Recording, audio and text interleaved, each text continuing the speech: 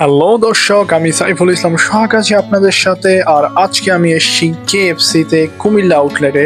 KFC অর্থাৎ Kentucky fried চিকেনে একটু ভিন্ন স্বাদের খাওয়ার অভিজ্ঞতা আর ছোট্ট একটা ইতিহাস আপনাদের সঙ্গে শেয়ার করতে।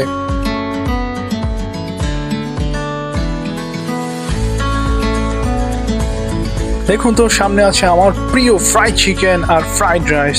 চলুন একটু টেস্ট করি।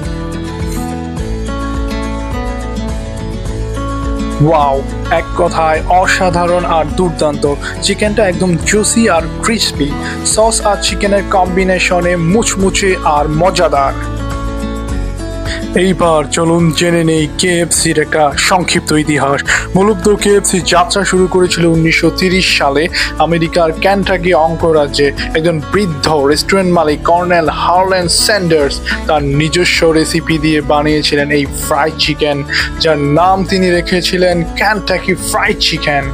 আজ কেএফসি বিশ্বের প্রায় 140টিরও বেশি দেশে রয়েছে 25,000-এরও বেশি শাখা। তাই যারা এখনো কেএফসি ট্রাই করেননি তারা একবার হলো ট্রাই করতে পারেন।